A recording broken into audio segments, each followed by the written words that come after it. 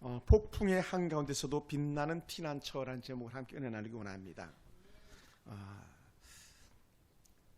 오늘 우리 권사님과 이렇게 말씀을 나누는 중에 지나간 세월들이 이렇게 잠깐 뒤돌아보는 그런 시간을 가졌습니다. 참으로 웃고 또 울었던 그런 날들이 이렇게 지나갔어요. 사실은 우리 사역이나 우리 인생 자체가 웃다가 울다가 웃다가 울다가 맞춰지는 인생이에요. 사실은 항상 웃을 수만 있다면 얼마나 좋겠습니까마는 사실은 웃다가 울다가 웃다가 울다가 하는 그런 인생이에요.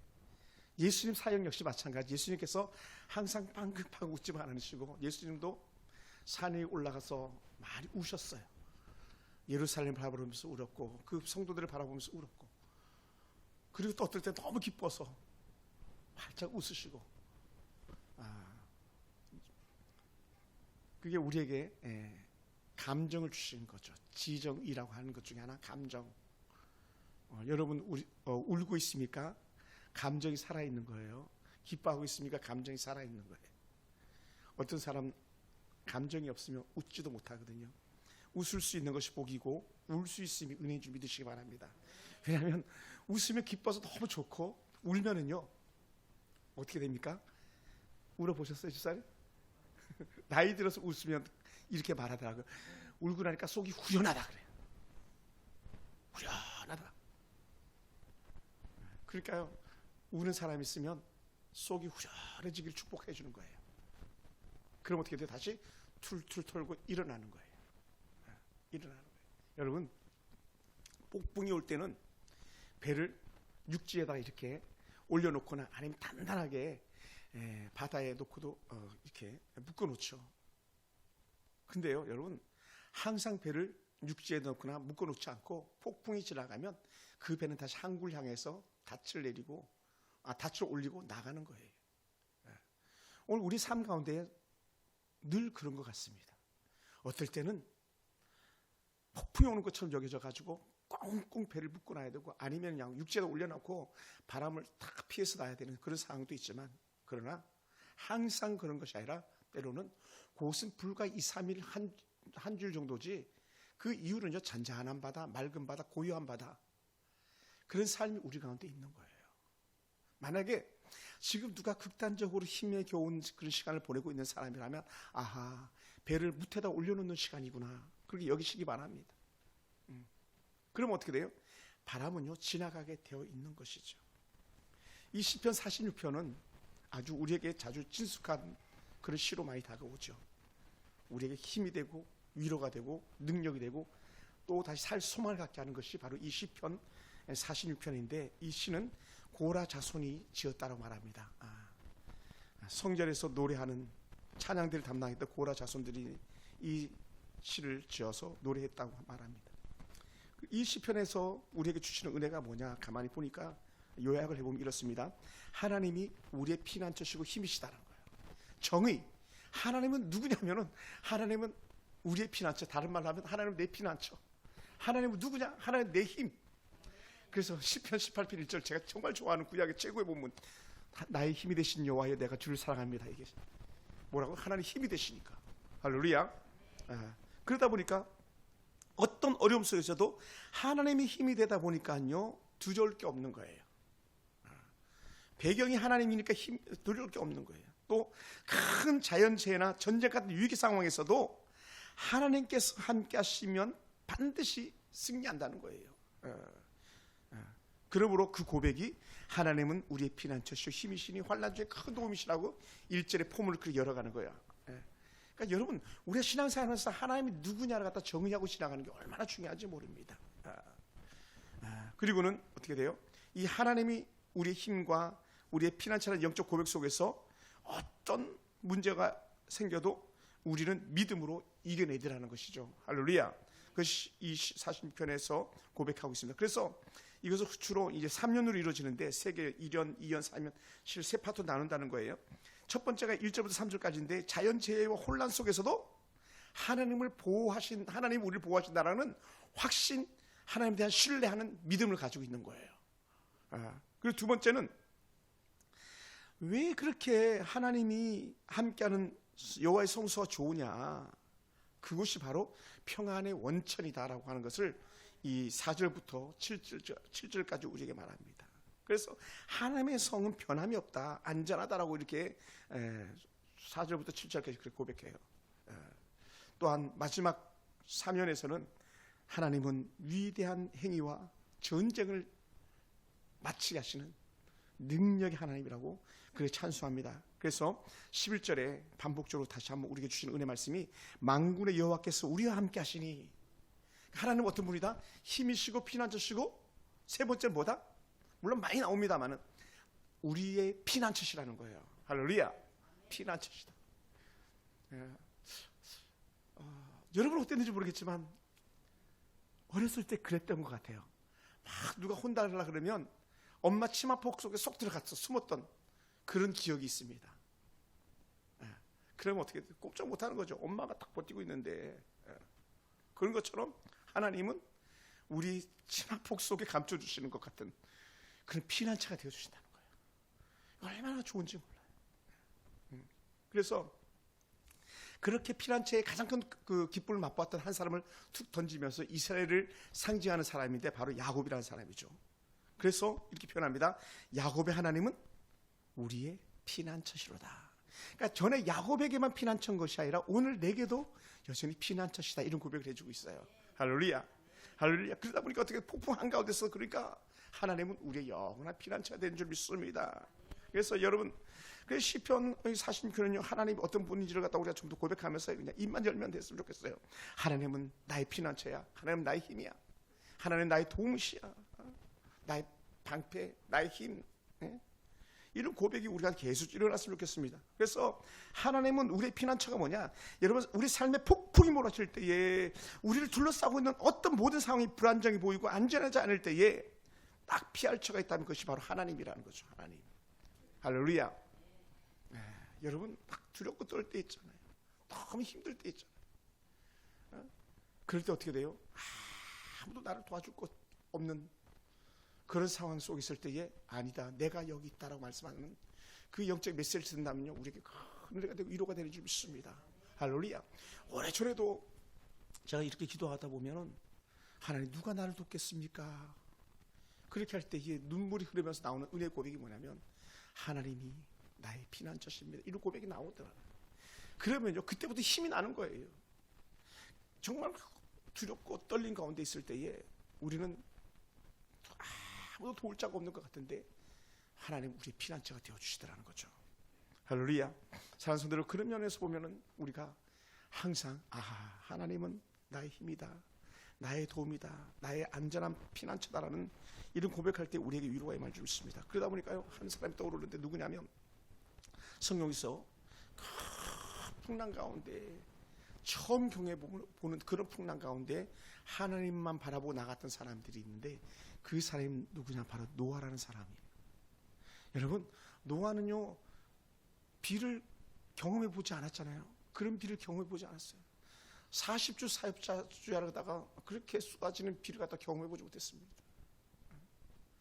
노아의 배에는 뭐 우리가 흔히 말하는 것처럼 닷도 없고 노도 없고 돛대도 없다 그러잖아요. 그냥 바람 부는 대로 파도가 치는 데 쓸려 다니는데, 중요한 게 뭐냐? 한 가지 방향으로 이끌어 가는데 하나님께 계획하신 대로 이끌어 가더라는 거죠. 할렐루야. 오늘 우리 가운데 있는 거예요. 그러니까 이 노아의 방주와 같은 히브리어 단어를 쓰는데, 그게 뭐냐면, 이 모세를 갖다가 물에 닿을 때 갈대 상자, 요게 노아의 방주와 같은 단어를 쓰는 거예요. 그러니까 이 요게벳이라나, 또 요게벳의 그 남편 같은 경우, 또 좀 미리암이, 또 아론이 그렇게 동생 모세를 갖다가 그렇게 갈대 상자에 싸가지고 나일강에 놓을 때는 하나님이 이끄시는 것을 전적으로 바라보는 거죠. 그러니까 우리가 말로만 하나님 나의 피난처시여 나의 도우십니다, 힘입니다, 막 이렇게 고백하는 것이 아니라 전적으로 정말 우리가 노를 버려볼 줄 알아야 돼.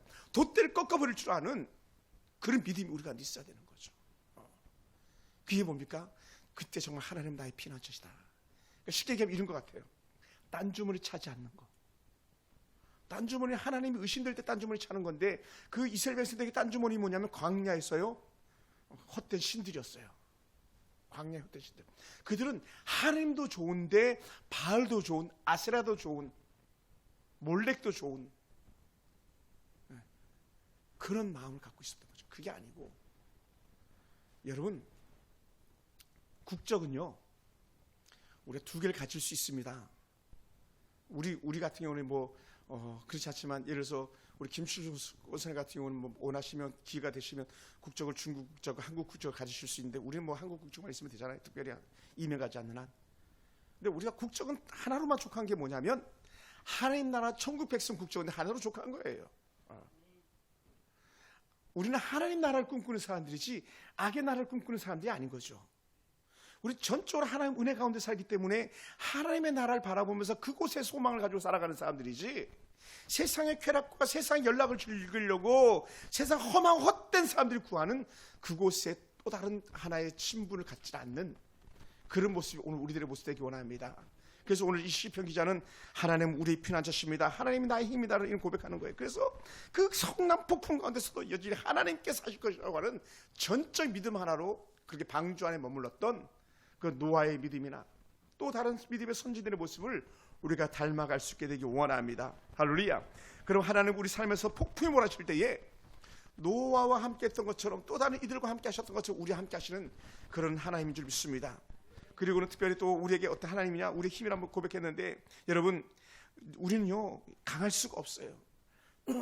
제가 부끄러운 얘기입니다만은 우리 아버지가 좀 개구자 같은 그런 성향이 있으셔가지고 저보다 훨씬 어렸을 때니까 일반적 나이로도 그때 동생하고 저하고 늘 붙여요. 여동생하고. 아니 씨름하라 그러면 팔씨름하라 하면 형이랑 하면 저도 괜찮잖아요. 근데 동생하고 시켜, 여동생하고. 내가 여동생하고 팔씨름하면 이겼을 것 같아, 졌을 것 같아, 하여간? 졌다 그랬나? 동생이 이기는 거예요. 걔는 팔뚝도 굵은가 봐. 2살 차이 나는데. 그러니까 아버지는 그게 재밌었나 봐요.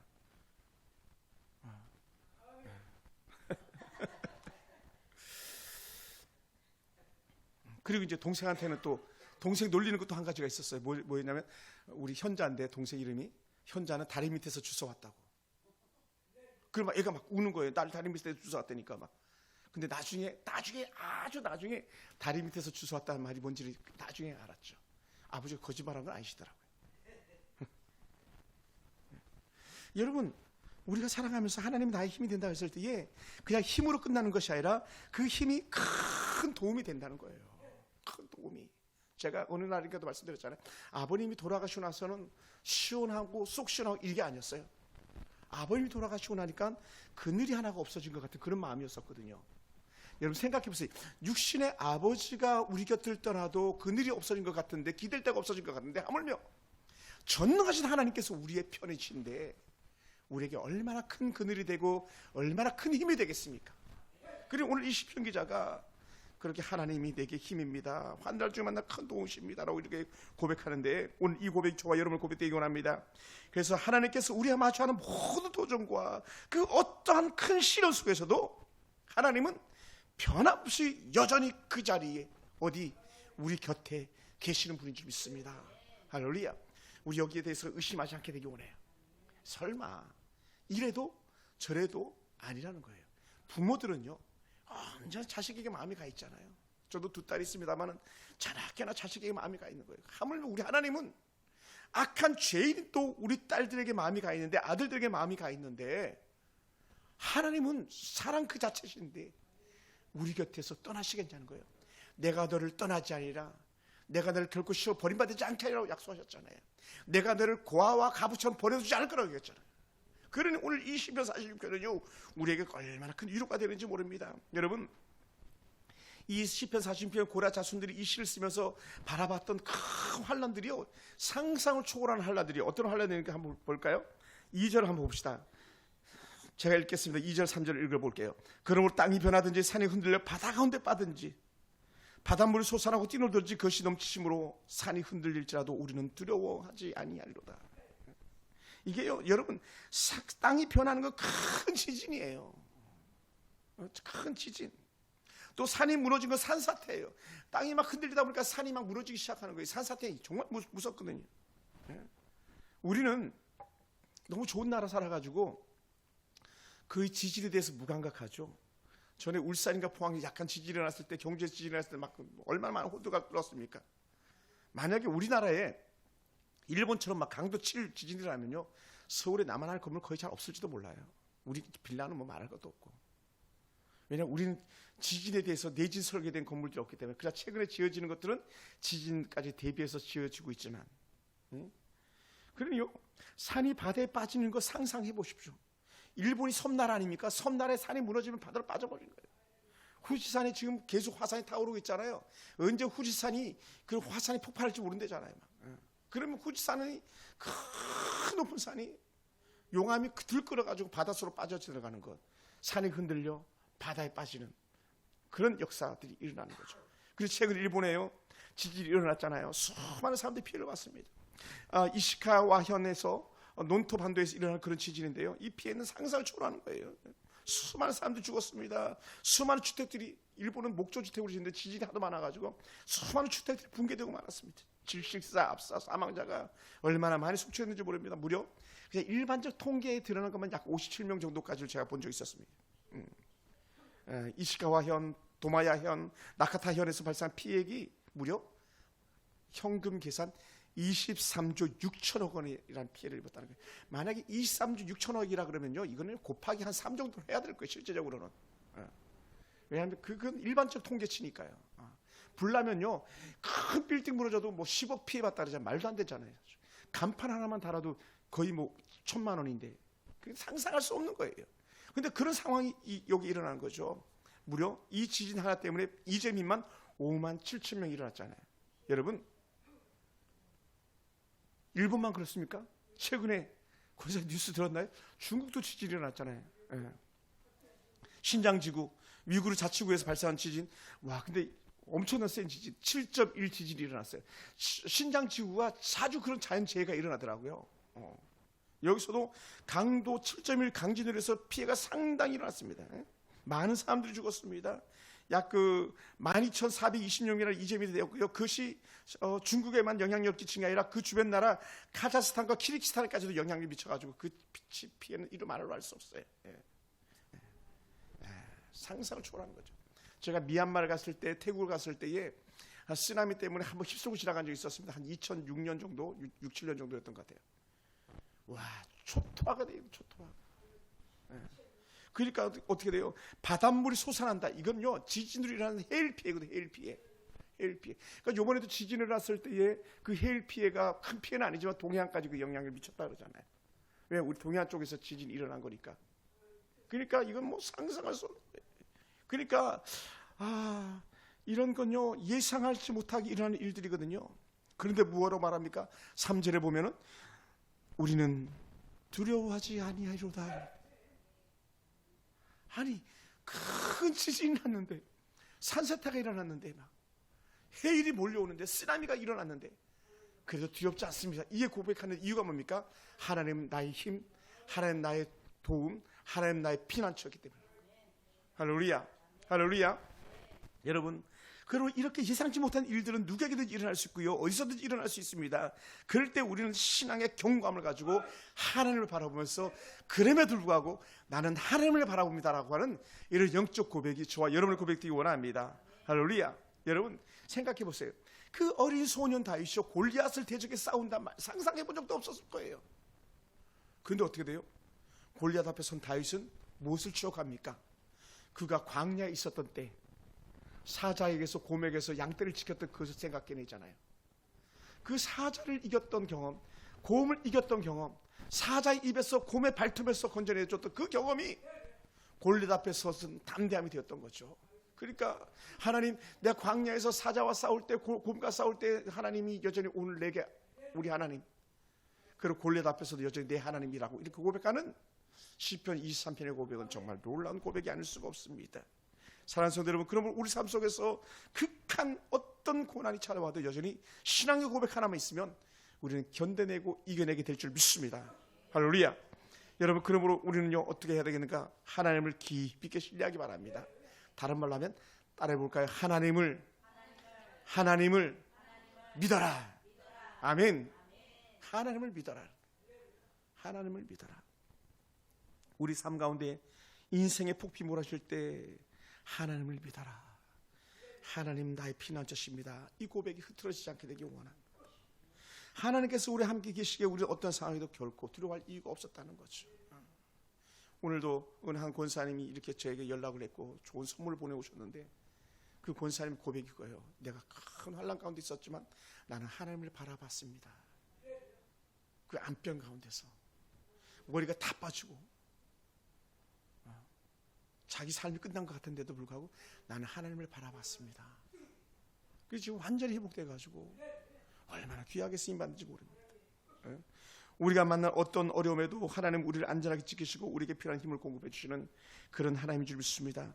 그럼 우리가 하나님의 말씀처럼 우리가 하나님을 신뢰하고 하나님 능력에 전적으로 의지하는 그러한 은혜가 있기 원합니다. 하나님께서는 우리의 피난처가 되시며 우리가 직면하는 모든 어려운 문제마다 개입해 주시는 그런 하나님인 줄 믿습니다.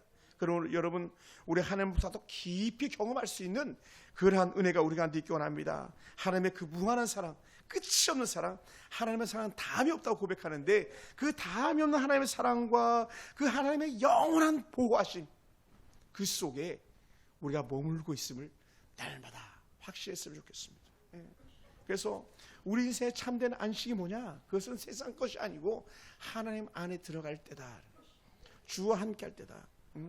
그것이 오늘 우리의 큰 복이 되기 원합니다. 그러다 보니까 우리가 주신 놀라운 영적 은혜가 있는데 그게 뭐냐면 4절이에요. 4절은 2절과 3절과 정반대의 대비된 현상이 나타나는데 이렇게 나타나요. 우리 2절 한번 볼까요? 4절과 5절만 한번 읽어보겠습니다. 같이 시작. 한 시내가 있어 난이어 흘러 하나님의 성 곧 지존하신 이의 성소를 기쁘게 하도다. 하나님이 그 성 중에 계심에 성이 흔들리지 아니할 것이라. 새벽에 하나님이 도우시리로다. 할렐루야. 여러분 막 산이 흔들리고 막 폭풍이 몰아치는데도 성은 안전하다. 이게 얼마나 큰 위로가 됩니까? 여러분 인터넷을 하시는 분들 가끔 그런 사진을 본 적이 있을지 몰라요. 폭풍이 몰아치는데 그 물새 몇 마리가 이렇게 막 감싸지는 그 바위 틈에서 가만히 그냥 그 폭풍을 바라보고 있는 그 모습. 그것을 갖다가 어떤 그 사진 작가는 이렇게 말해요. 평안, 안전 이렇게 표현하기도 하더라고요.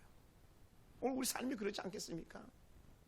막 그 예루살렘 성 밖은 생 난리인데 예루살렘 성 안에는 고요함, 평안함, 잔잔함이 있는 그 은혜. 여러분 배 바깥에는요 큰 풍랑이 일어나가지고 막 다 죽겠다고 난리였는데도 불구하고 예수님이 계신 그 배 안은 사실은 문제가 없는 배 안이었던 것처럼 오늘 저와 여러분 삶 속에 이런 영적 은혜의 개입이 있게 되길 주의를 축원합니다. 그렇게 3절, 2절까지는 막 무시무시한 또 3절까지는 막 산이 흔들리는 이런 극단적 고난의 시간인 것 같은데 가만히 보니까 4절에서는요 한 시내가 흘러 완전 정반대. 시내는 어떻습니까? 평안함이잖아요. 시내는 평화 상징이에요. 시내는 고요함이에요. 행복이에요. 근데 그것이 그렇게 풍랑 같은 그런 것이 아니고 한 시내가 흘러서 하나님의 성 곧 지존하신 이의 성소를 기쁘게 하도다. 예루살렘 성으로 흘러 들어오는 거예요. 그리고 그 안에 있는 여호와의 성소에서 그 물이 흘러 넘치는 거예요. 사랑하는 성도 여러분, 자 그래서 이 설교를 준비하면서 그것이 막 이제 그림이 그려지는 거예요. 야, 정말 여호와의 샬롬이 바로 이 4절과 5절이다. 평안하다. 막 밖에는 난리가 났는데 평안하다. 할렐루야. 평안하다. 우리 육체는 막 난리가 났는데도 불구하고 우리 영혼은 평안해. 평안해 이렇게 고백한다는 거예요. 찬송가 가사처럼 뭐라고요? 내 영혼 평안해. 내 영혼 평안해. 그것이 바로 4절과 5절 말씀이에요. 4절과 5절. 왜 그러냐? 여호와께서 그 성중에 계시고 여호와께서 그 성소 그 성전에 계심으로 평안하다는 거예요. 할렐루야. 사랑하는 성도 여러분, 세상 모든 것을 다 삼킬 것 같은 그런 물인데도 불구하고 여호와의 성소로 들어올 때 여호와의 성전이 있는 예루살렘으로 들어올 때는 평안함과 잠잠함과 고요함이라는 거죠. 그리고 예수님께서 그렇게 갈릴리 바다 그냥 폭풍 대작이라는 곳에서 예수님께서 바다를 꾸짖으며 잠잠하라. 왜요? 예수님이 그곳에 계시니까요.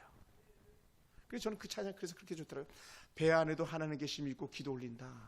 배 안에도 하나님 계시고 하나님 계심이 있고 기도 올린다. 그리고 가사가 어떻게 됩니까? 이제 새롭게 개정돼서 나와가지고 뭐 그렇게 좀 덜 시적인데, 잔잔한 바다, 잔잔한 바다. 예전에는 오 맑은 바다라, 맑은 바다라 그랬는데, 왜? 예수님 계시니까. 그러니까 여러분, 오늘날은 예수님이 아닌 여러분의 계심으로 여러분이 들어가는 그 배, 여러분이 들어가는 그 가정, 여러분이 들어가는 그 기업이 맑은 바다라 이렇게 돼야 되는 거예요. 내가 속한 공동체가 나 때문에 오호 잔잔한 바다, 오 맑은 바다라, 맑은 바다라. 후에 요한계시록에 나오는 수정같이 맑은 바다. 막. 사실 바다는 공포, 바다는 두려움이거든요. 그 바다는요, 깊이를 알 수 없고 바다에 뭐가 있는지 알 수 없기 때문에 흑암이라고 말하거든요. 흑암의 바다, 깜깜한 바다 가운데서. 근데 주님이 함께하는 바다는 바다 물속이 보이기 때문에 두려워할 게 없다는 거예요. 그리스 신화 이런 데 보면은 어떤 신화입니까? 바다의 신, 포세이돈 같은 그런 신들이 막 나오잖아요. 막 전쟁을 하잖아요. 근데 우리 하나님 계신 바다는 아니다. 잔잔한 바다, 맑은 바다다. 오늘 저와 여러분 인생 가운데, 인생의 항해길 가는 가운데 우리가 볼 때는 막 두려운 바다, 캄캄한 바다인 것 같지만 하나님께 이끄시는 바다는 잔잔한 바다, 맑은 바다라, 맑은 바다, 이 고백이 나오는 거예요. 저는 그게 너무 좋았어요. 왜 저는 그 찬양이 너무 좋았냐면요, 바디메오 중창단이라고 해가지고 시각 장애자 4명이 부르는 찬양팀이 있었어요. 바디메오 중창단. 그 시각 장애자 4명이 무슨 맑은 바다를 보겠고 무슨 분별할 수 있겠습니까? 그런데도 불구하고 하나님의 은혜가 그들 가운데 있으니까 우리가 보지 못하는 것을 그 시각 장애자들이 보는데, 그 큰 인생의 바다에 하늘을 바라보니 맑은 바다, 맑은 바다, 맑은 바다 노래할 수 있었다는 거죠. 사랑하는 여러분, 저와 여러분 삶 속에 이런 은혜가 있기 원합니다. 지금 누가 폭풍 같은 두려움에 휩싸인 사람이 있습니까? 하나님 앞에서 생명의 시내가 흐르고 있음을 믿으시기 바랍니다. 지금 누가 두렵고 떨린 가운데 있습니까? 고요하고 잔잔하게 밀려드는 그 물결처럼 올 여름 삶 가운데 그런 은혜가 있기 원합니다. 여러분, 하나님 앞에서 생명의 시내가 되고 있음을 믿으시기 바랍니다. 불신자들에게는 그 풍랑이 저주가 되지만 우리에게는 오히려 기쁨과 즐거움이요 하나님을 경험하는 그런 시간인 줄 믿습니다. 할렐루야. 하나님을 경험하는 거예요. 그래서 우리가 두려워 떨면서 하나님 전으로 올라오는 거예요. 왜? 그곳은 한 시내가 흐르고 평안과 고요함이 있었기 때문에 그렇습니다.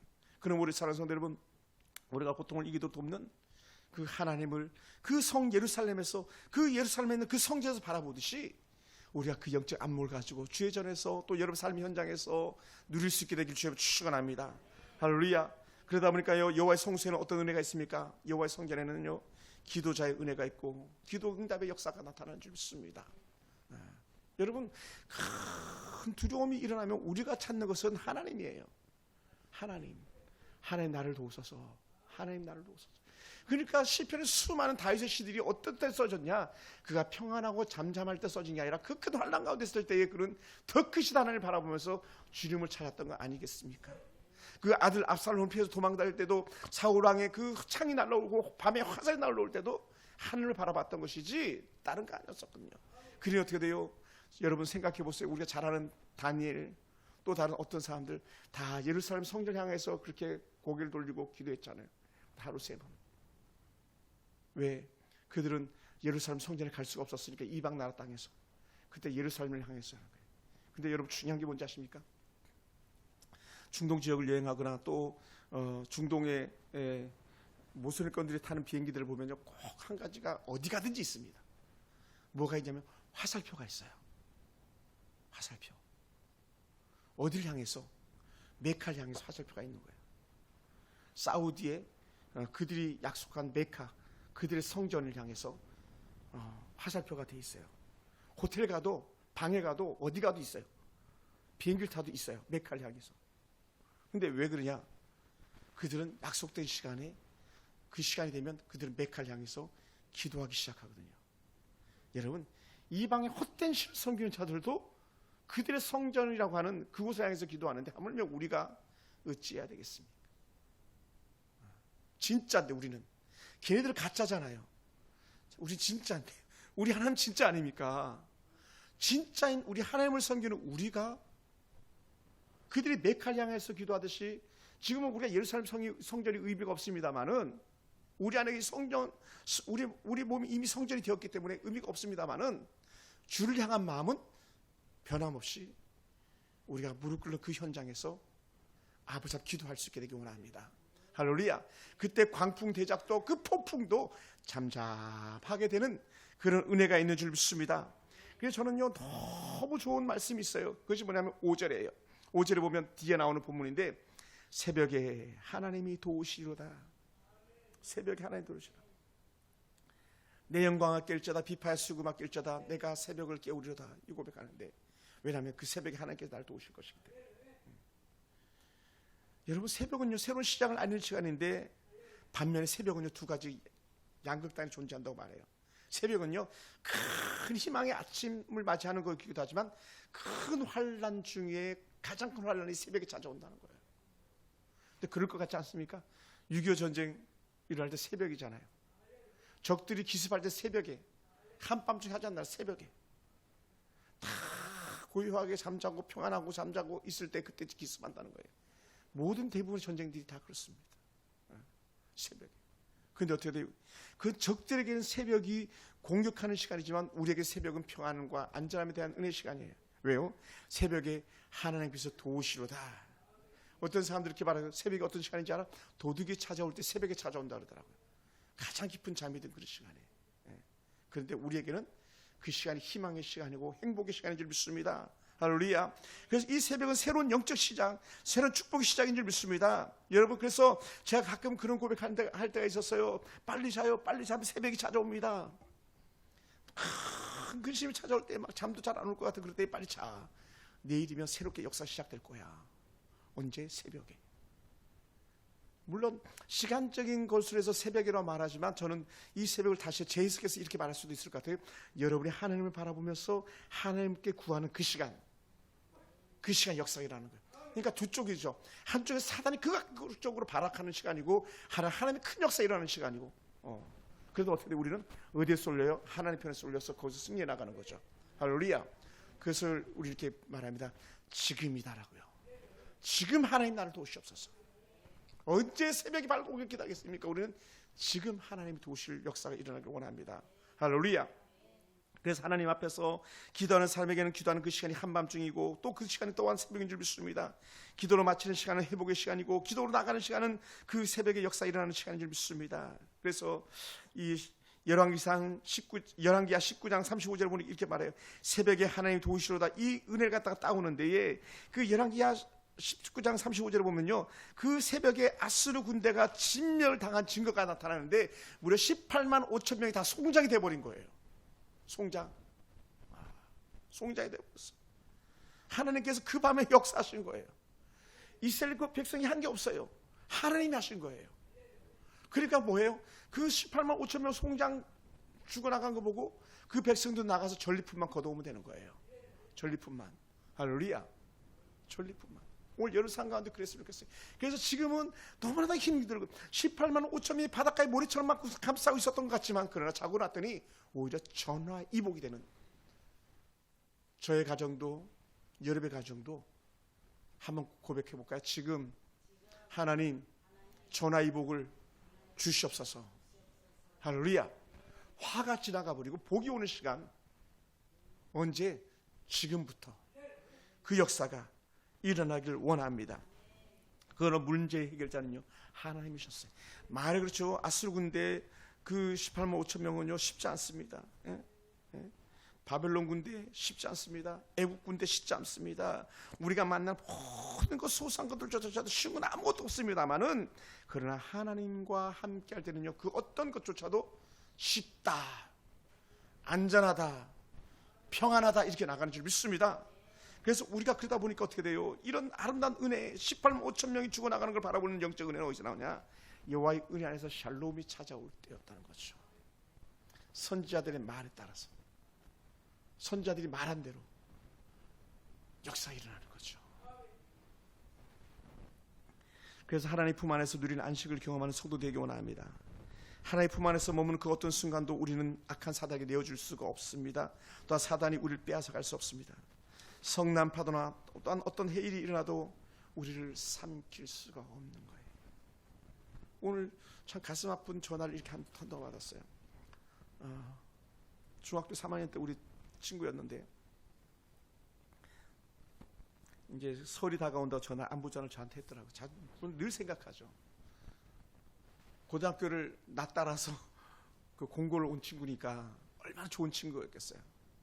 근데 그 친구 따라서 부천에 같이 교회를 이렇게 다녔었는데 제가 오늘도 얘기했어요. 이런저런 얘기하다가 야 너 교회 나가야 돼 막 얘기했더니 자기는 불교 신자라더라고요. 그래 너 나랑 고등학교 때 야 부천에 있는 어느 교회 같이 다니지 않았었냐 했더니 아니래 그때 그냥 하라니까 한 거지 자기는 아니었다는 거예요. 근데 왜 이런 문제가 생겼는지 아세요? 배필이 중요해요. 그의 부인, 그의 가정은요 거의 무당 같은 가정이었어요. 완전히 상반돼요. 안타깝게도 제 여동생도 시댁이 그런 분이셨어요. 그러니 저를 전도했던 동생이 교회에 나갈 수가 없는 안타까운 얘기죠.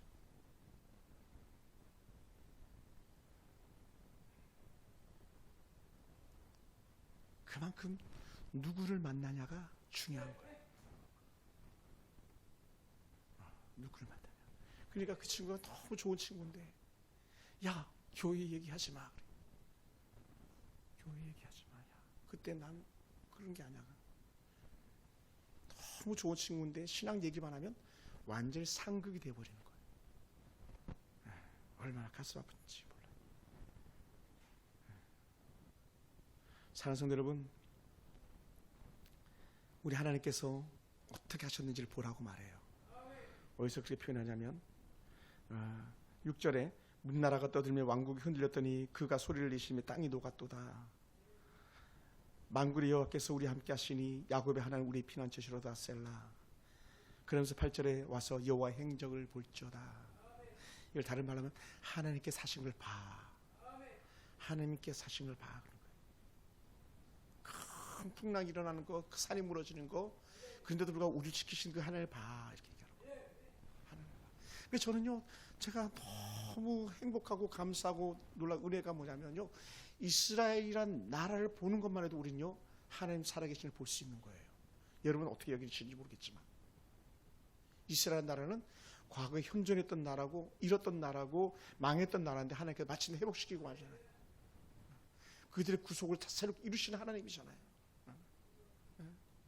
사랑하는 성도 여러분, 그러면 이 시편 기자가 이렇게 고백합니다. 너희는 가만히 있어 내가 하나님됨을 알지어다. 너희는 가만히 있어 내가 하나님됨을 알지어다. 10절에서 내가 문나라 중에서 높임을 받으리라. 너희는 가만히 있어 하나님됨을 알지어다. 그래서 신명기 7장 9절에서도 이렇게 표현했어요. 하나님을 알라. 하나님을 좀 알아라. 시편 103편에서도요. 여호와가 우리 하나님이신 줄 너희는 알아라. 알지어다. 알지어다. 알지어다 그래. 왜냐하면 우리가 하나님을 알면 어떤 상황과 어떤 형편에서도요. 큰 산이 막 넘어져도 무너져도 안전하다는 거예요. 그걸 우리에게 주시는 거예요. 제가 아주 오래전에 한번 소개한 적이 있었습니다만 제가 섬겼던 목사님 한 분이 청년 때 섬겼던 목사님 한 분이 아들이 하나가 있는데 이 아이가 교통사고가 난 거예요. 근데 그 사모님은 대은이가 그 아들이 대은이에요. 송대은. 대은이가 사고가 났어요. 교통사고가 났어요. 근데도 사모님은 그래요. 이렇게 끝나더라고. 그래요. 우리 같으면 호들갑 떨고 난리가 날 텐데. 그렇지 않겠어요? 왜 그렇습니까? 하나님께서 사실을 바라보는 사람, 하나님을 기대하는 사람은 그것조차도 하나님께서 개입하셔서 이끌어 가실 거야. 그것을 바라본 사모님의 모습이 아주도 눈에 선해요. 사랑하는 성도들, 오늘 우리 인생 가운데서도요 그렇게 막 흔들릴 수밖에 없고 롤링이 삶이 생길 때 그래도 불구하고 우리는 할 수만 있으면 계속적으로 그런 고백을 해요. 하나님이 하실 거야. 하나님이 하실 거야. 하나님을 알지 못하기 때문에 불행이 싹트는 거고요. 하나님을 알지 못하기 때문에 환난이 찾아오는 거고요. 하나님을 제대로 알지 못하기 때문에 험한 허탄에도 굴복하는 거예요. 그래서 뭐라고 말했습니까? 호세아가 우리가 힘써 알자, 여호와를 힘써 알자 그랬잖아요. 힘써 알자. 호세아 6장에 우리가 알자, 힘써 여호와를 알자. 로암미, 내 백성이 아니라 갔다가 다시 내 백성이라 말 갈 거야. 하나님께서 우리를 회복시킬 거야라고 하는 것이 호세아에게서 받는 은혜거든요. 여호와의 인애, 그 전체의 주제인데 그 문에 하나님의 사랑이었거든요. 하나님의 긍휼. 언제 누구에게? 하나님을 아는 자에게. 그러니까 호세아는 입만 열면 하나님을 알자, 힘써 여호와를 알자고 고백하는 거예요. 오늘 이 시편 기자도 고백하는 게 뭡니까? 너희가 가만히 있어 하나님 됨을 알지어다 하는 거예요. 우리 손 한번 들어볼까요? 하나님, 내가 하나님을 더 잘 알기 원합니다. 할렐루야, 할렐루야. 그럼 막 찬양도 나잖아요. 예수도 알기 원하네. 더 잘 알기 원하네. 예수도 알기 원하네. 거기까지 뜻을 깨달아. 예수도 알기 원하는. 하나님 알죠. 하나님 알죠. 그러면서 여러분 성경을 읽는다, 성경을 암송한다, 이거는 위대한 거예요. 왜냐하면 하나님을 알아가는 시간이거든요. 할렐루야. 하나님을 더 잘 알아가는 시간이거든요. 오늘 여러분 속에서 하나님을 잘 알아가지고 하나님만이 살아계신 참 하나님이신 줄, 전지전능 무소부재하신 하나님인 줄을 우리가 더 잘 알아가기 원합니다. 할렐루야. 그냥 막 계속 생각하시기 바랍니다. 그걸 묵상으로 말합니다. 묵상, 하나님 또 묵상. 하나님 내게 어떤 하나님인가 계속 묵상하고. 그러다 보면 어떻게 돼요? 하나님을 더 잘 알수록 어떻게 돼요? 하나님이 기뻐하는 일을 하는 거예요. 그 대신 죄는 점점 나와 멀어진 사람이 되는 거예요. 사단이 접근하지 않는 거죠. 이런 하나님이 어떤 하나님이냐? 전쟁을 끝내신 하나님. 그 구절에 보면 그가 땅끝까지 전쟁을 쉬게 하시며 활을 꺾고 창을 끊으며 수레를 불사르시는 하나님이다. 전쟁을 끝내신 하나님. 예? 그러다 보니까 정말 전쟁이 끝나는 거예요. 18만 5천 명이 나가 떨어져 나가 죽어 나가는 거예요. 활과 창과 수레는 다 무기들인데 이 무기 아무 의미가 없다는 거예요. 왜냐하면 하나님이 손 대주면 끝나니까. 그래서 하나님은 어떤 하나님이냐? 그런 전쟁을 쉬게 하신 하나님이 높임을 받기 원하시는 거죠. 누굴 통해서? 저와 여러분을 통해서. 영광이 뭡니까? 박수 받기 원하신다는 하나님. 와, 하나님이 하셨습니다. 하나님이 하셨습니다. 박수 받기 원하시는 그 전쟁 하나님이 하셨습니다. 자녀 회복 하나님이 하셨습니다. 경제적 회복 하나님이 하셨습니다. 교회 하나님이 하셔야 되는 거예요. 교회 회복 하나님이 하셔야 돼요. 그러니까 하나님 하시옵소서, 하나님 하셨습니다. 이것이 오늘 우리들의 신앙의 고백이 되는 거예요. 그러니까 큰 풍랑 가운데서도 하나님이 나를 안전케 하실 것을 믿고 나가고 정말 안전하게 그 풍랑을 뚫고 나온 거예요. 그럼 하나님이 하셨습니다. 이 고백하는 거죠. 할렐루야. 사랑하는 성도 여러분, 그러므로 그것을 시편 기자는 이렇게 표현했어요. 내가 문 나라 중에서 높임을 받으랴, 내가 세계와 열방 중에서 높임을 받으랴. 이 고백이거든요. 모든 것들 가운데서. 그러므로 사랑하는 성도 여러분, 우리가 하나님을 알고 바로 알고 하나님을 높일 수 있는 그런 삶 되기 원합니다. 그래서 하나님께서 창조주가 되시고 하나님께서 심판주가 되시고 하나님께서 우리를 영원히 구원하실 그런 구원의 하나님이 되신 줄 믿으시기 바랍니다. 할렐루야, 할렐루야. 그래서 뭐라고 표현합니까? 구원은 여호와께로. 구원은 여호와, 이런 고백이 나오는 거예요. 누구의 고백인지 아세요? 혹시 우리 김기수 집사님 누구 고백인 줄 아세요? 구원은 여호와께로. 요나의 고백이에요. 요나. 물고기 뱃속에 들어간 요나가 구원은 여호와께로. 물고기 뱃속에서 그가 생명의 위경을 당할 때 하나님을 찾고 거기서 회개하고 하는 동안에 그가 나오는 고백 중에 툭 튀어나온 게 뭐냐면 구원은 여호와께로. 우리 아이 여호와께로, 우리 남편 여호와께로, 우리 가정 여호와께로. 여호와께서 행하시옵소서, 여호와께서 건지시옵소서. 이 고백이 나타난 줄 믿습니다. 사랑하는 성도 여러분, 오늘 우리 삶 가운데 이런 놀라운 역적 은혜가 우리가 찾아와서 우리를 지키시는 은혜가 있기 원합니다. 하나님의 능력이 우리 삶의 가장 어려운 부분까지도 개입하셔서 회복시키시는 은혜가 있기 원합니다. 그래서 그 어떤 삶의 고난 가운데서도 우리가 결코 좌절하거나 꺾이지 않아야 될 분명한 이유가 하나가 있다면 그것은 하나님께서 폭풍도 잠잠케 하시는데 내 삶 정도야 아무것도 아니라는 거예요. 아멘. 오늘 우리는 하나님의 능력이 우리 삶 가운데서 어떻게 활동하고 계신지를, 역사하고 계신지를 넉넉히 경험하는 그런 은혜가 우리가 있기 원합니다. 하나님은 우리의 전투를 위해서 나서시며 하나님은 우리의 승리를 위해서 보장하시고 동행하시는 그런 분인 줄 믿습니다. 우리가 만나는 모든 상황 속에서 하나님 능력을 신뢰하고 나가는 동안에 우리 안에는 뭐가 찾아오냐? 샬롬, 샬롬, 샬롬이 찾아오는 거예요. 그게 뭡니까? 평안, 평안, 평안. 그 예수님께서 부활하시면서 제일 먼저 성경 속에서 드러냈던 말씀 중에 하나가 뭡니까? 샬롬, 너에게 평강이 있을지어다. 그들은 평안을 잃어버렸는데, 두려움 가운데 있는데 그들에게 샬롬. 오늘 저와 여러분의 가정에 여호와의 샬롬이 찾아오기를 원합니다. 그래서 누구도 흔들 수 없는 그 구원의 역사가 저와 여러분 가정에 있기 원합니다. 사랑하는 성도 여러분, 하나님의 무한한 사랑과 하나님의 그 크신 능력이 우리 속에 개입되고 우리 사역, 우리 삶에 개입하셔서 평안함을 이끌으시기를 주님으로 축원합니다. 여러분, 우리가 얼마나 많이 울어봤습니까? 얼마나 많이 우리가 힘들어 보았습니까? 우리도 망한 것처럼 내 인생이 여기서 끝났다라고 고백할 만큼 그런 아픔들도 있지 않았었습니까? 나 이제 어떡하지? 나 이제 어떡해? 우리 그런 삶 살아봤잖아요. 그렇게 아파봤잖아요.